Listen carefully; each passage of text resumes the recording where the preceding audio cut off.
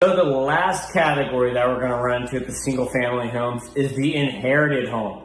Usually the inherited home is very similar to the last one we talked about, the vacation home, because a lot of times the inherited home was a vacation home at one point, but then the parent, the elder, got too old, decided I'm going to sell my house in Ohio and move down to Florida for the rest of my life.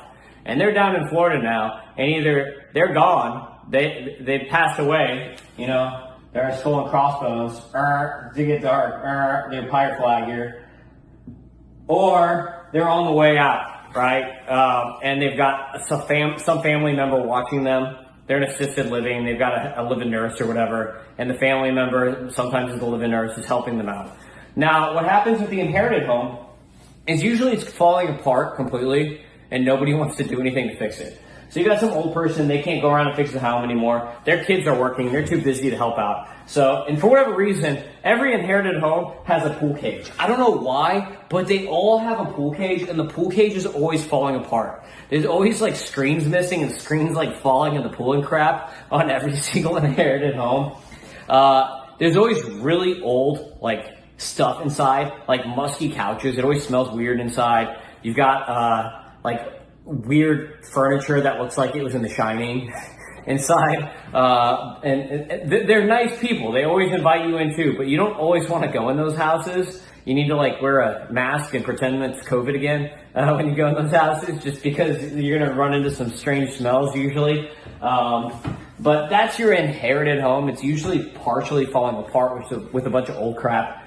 Tiles are broken, shingles are ripped off. And the only reason anyone is doing anything about it is either because insurance is making them, or the older person is about to go to an old folks home now, and the kids are going to sell this piece of crap so they don't have to keep paying to maintain it.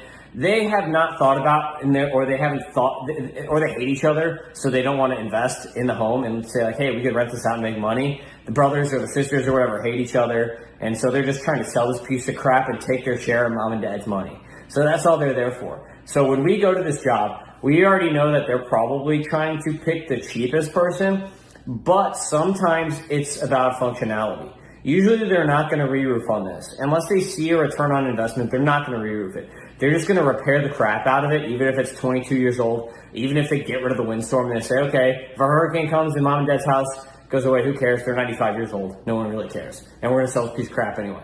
So most of the time it's just repairs after repairs after repairs when you go to this type of house. No one's ever going to re-roof it, even if the roof is 30 years old and it needs a new roof like very sorely. They don't care. They ain't doing it. This is a piece of crap they're selling as soon as mom and dad kick the bucket.